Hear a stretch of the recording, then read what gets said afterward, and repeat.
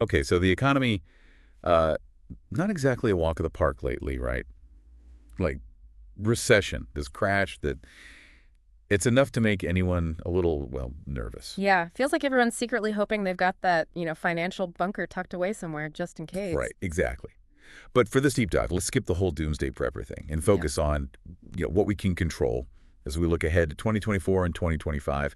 We've got reports from the heavy hitters, J.P. Morgan, the Economist Intelligence Unit, and even some of those straight-talking economists on YouTube who, well, let's just say they don't sugarcoat things. They definitely tell it like it Yeah, is. exactly. So our mission here, to cut through all the noise and give you the insights to make smart decisions. No hype, just the facts, and maybe a few I told you so moments along the way. Because sometimes being informed, it's like winning a bet you didn't even know you were in, right? I love that. So first things first, what's the overall vibe we're getting from these reports? Recession on the horizon. Well, the consensus is that recession risks are definitely rising. JP Morgan, for example, now puts the chance of a recession before the end of 2024 at 35%. Wow. Yeah, that's higher than their previous predictions, and it's all thanks to some not so fun factors, like slowing job growth and inflation that just refuses to quit, like that guest who just won't leave the party. So the party's winding down, time to switch to decaf. Pretty much. And it's not just a US thing either. The World Bank is saying that globally we're looking at the weakest half-decade performance in 30 years. And the Economist Intelligence Unit predicts US GDP growth to slow down to just 1.4% in 2025. The Economist Intelligence Unit, they're usually pretty accurate, right? They have a good track record. Yeah, Not exactly the kind of news you want to hear. definitely not. Ah. So we've got slowing growth, looming recession, fears. What about the Federal Reserve? Are they going to swoop in and save the day?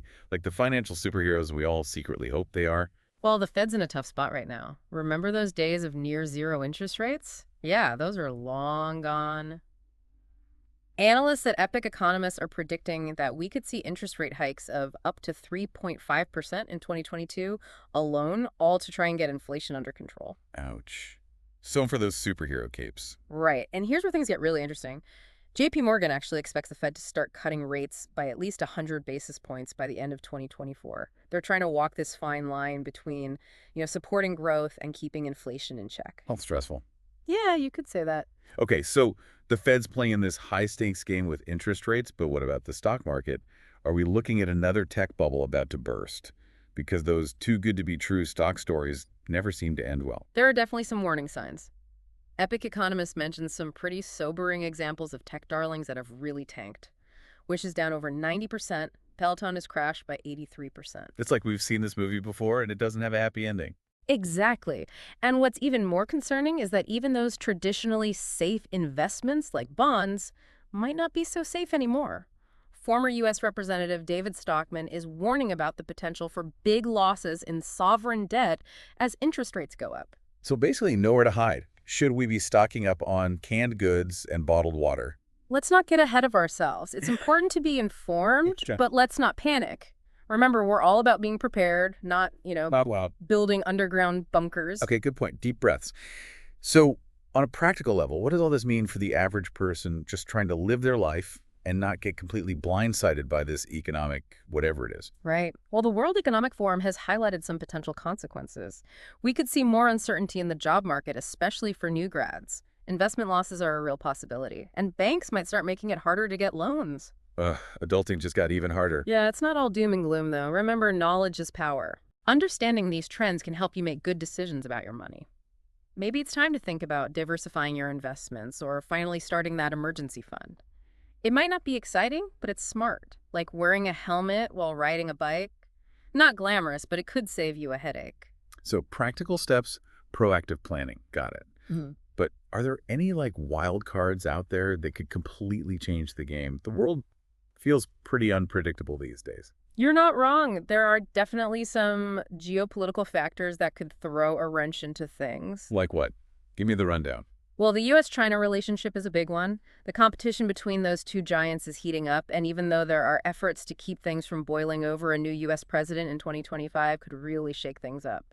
Imagine trade wars, sanctions, all that fun stuff. Oh yeah, that sounds super fun. And then you've got the tensions in the Middle East. North Korea always seems to be on the verge of doing something unpredictable. These are all situations that could impact the global economy in ways we can't even predict. So buckle up, because it's going to be a bumpy ride. Pretty much. Yeah. That's why we're doing this deep dive. We want you to be ready for whatever comes next. Knowledge is power. And in this economy, we could all use a little more power, right? Absolutely. So think of this deep dive as your financial life jacket, you know, stylish and practical. Uh-huh. I like that analogy. So let's dive back into something we touched on earlier, the whole tech bubble situation, because I know a lot of people are worried about that. Yeah, it's definitely something to keep an eye on. It feels like we've been hearing about tech bubble 2.0 for a while now. Is it just hype, or is there something real there? It's definitely not just hype. We've seen some pretty big drops in the value of certain tech companies. And some analysts think those are just the first cracks in a much bigger dam. Okay, so what's driving this potential bubble? Is it just a repeat of the dot-com craze? Back when everyone thought they could get rich by starting a website with a catchy name. Haha. There are some similarities, but it's not exactly the same. This time around, a lot of the hype is fueled by those super low interest rates and easy money. Remember what we were talking about with the Fed trying to walk that tightrope? Right, trying to keep the economy going without letting inflation get out of control. Like a financial juggling act with flaming torches. Exactly. Well, those low interest rates have made it really cheap for companies to borrow money, and some of them have gone a little crazy. They've been using that money to grow really fast, sometimes into areas that are risky or haven't been proven yet. So it's like they're building castles on foundations made of popsicle sticks and glitter. Haha, that's a great way to put it. And when those foundations start to crumble, which can happen when interest rates go up or the economy slows down, the whole thing can come crashing down. That sounds not good. Oh, What are some of the warning signs that investors should look out for? How can you tell if a company is all hype and no substance? that's the million-dollar question, isn't it? There are a few key things to keep in mind. One is to look at the company's fundamentals. Do they have a solid business model? Are they actually making money? Or are they just spending a ton of cash hoping to get lucky someday? So it's like choosing a partner based on their personality and not just their Instagram filter. Exactly. Another red flag is too much debt. If a company has a lot of loans, it's a sign that they might be overextended and vulnerable if things go south. Got it. Strong fundamentals, reasonable debt levels. What else? This one might seem obvious, but it's easy to get caught up in the hype. Pay attention to valuations. Are the stock prices of certain companies way higher than their earnings or growth potential? If a company's stock is trading at a price that seems completely unrealistic, it could be a sign of a bubble. Okay, so let's say you're looking at your portfolio and you realize you might be a little too invested in some of these risky tech stocks. What should you do? Sell everything and run. Panic selling is never a good idea. But it might be a good time to think about rebalancing your portfolio. That means taking some profits from your tech investments and putting some of that money into other things that are less volatile, like bonds or real estate. So spread the risk, play it safe. Like wearing a sensible hat instead of that trendy but questionably sturdy fascinator. Exactly. And remember, this isn't just about protecting your investments, it's about protecting your peace of mind, too. Speaking of peace of mind, I think we need to talk about the elephant in the room, the possibility of a full-blown global financial collapse. We've seen some scary headlines lately. How worried should we be? Should we start building that bunker after all? It's understandable to be concerned. We're living in uncertain times, and there are definitely risks out there. But it's really hard to predict a financial collapse. Even the experts get it wrong sometimes. So don't start building that doomsday bunker just yet.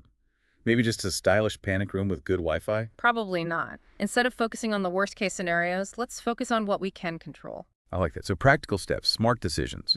What are some specific things people can do to prepare for a potential economic downturn, whether it's a mild recession or something more intense?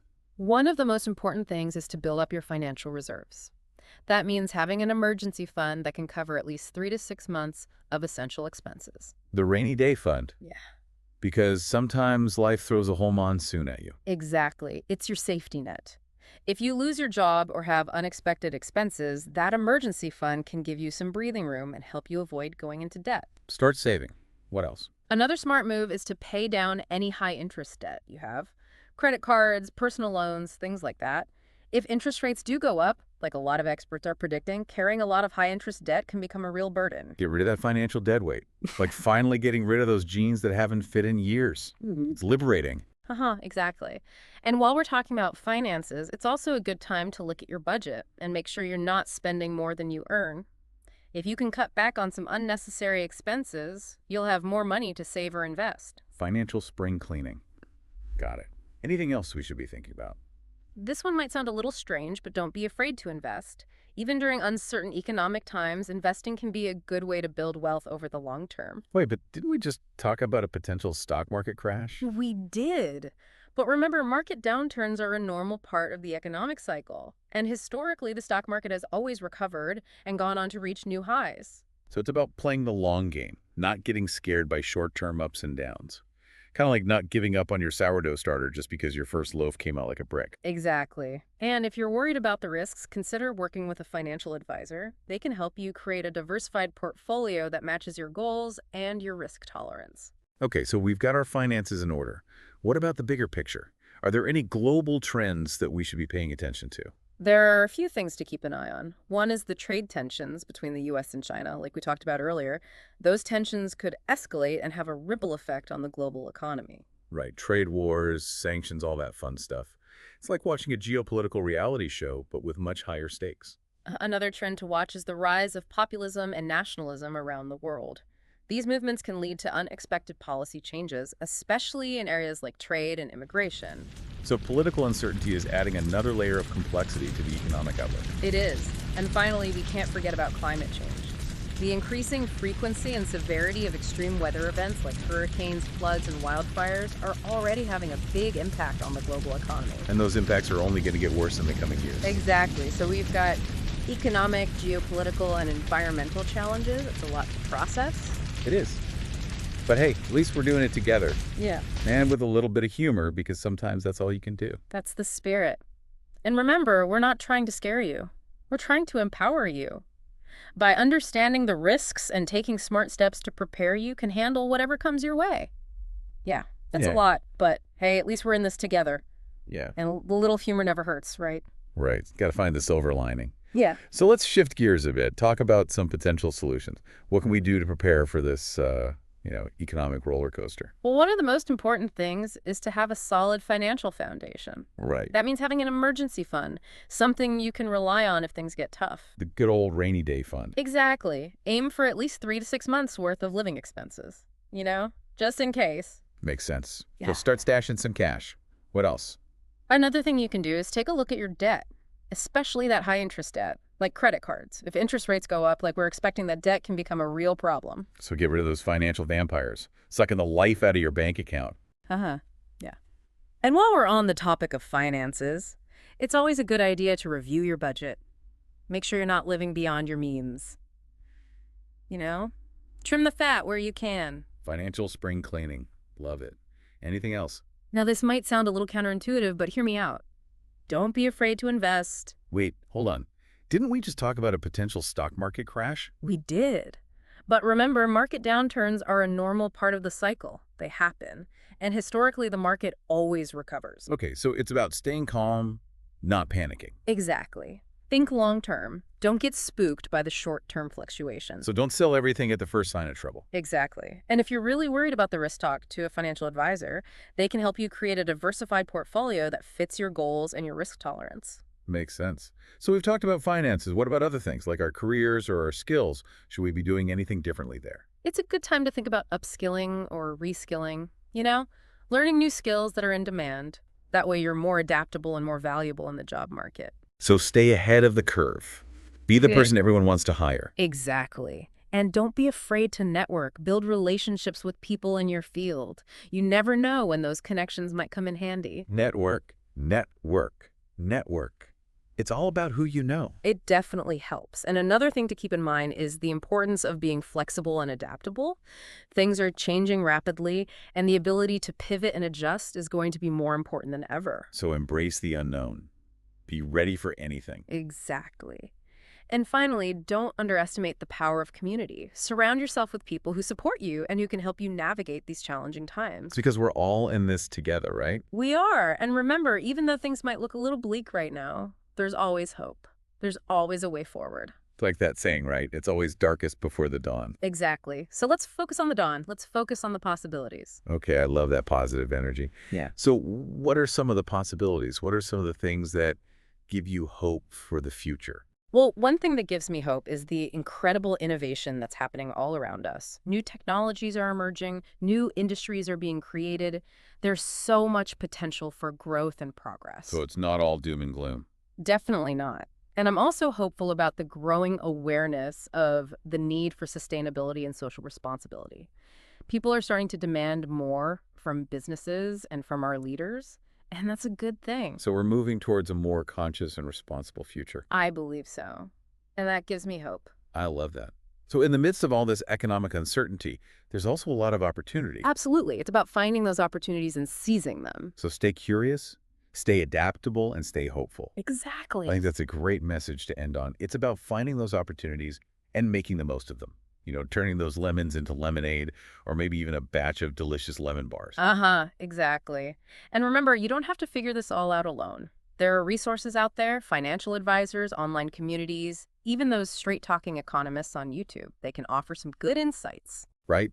It's all about finding those sources you trust, those voices that make sense to you. And speaking of finding voices you trust, we want to thank you for joining us on this deep dive into the economic outlook for 2024 and 2025. We hope you found it informative, maybe even a little bit inspiring. We definitely did. And for even more deep dives into this crazy world of finance, be sure to check out our other 2 videos on the digital podcast channel. We've got one on recession-proofing your finances and another on smart investing during uncertain times. Because, let's face it, a little knowledge can go a long way. Absolutely. Knowledge is power. And in this economy, we could all use a little more power, right? Exactly. So until next time, remember, even if the experts sound a little unsure, sometimes you've got this. You absolutely do.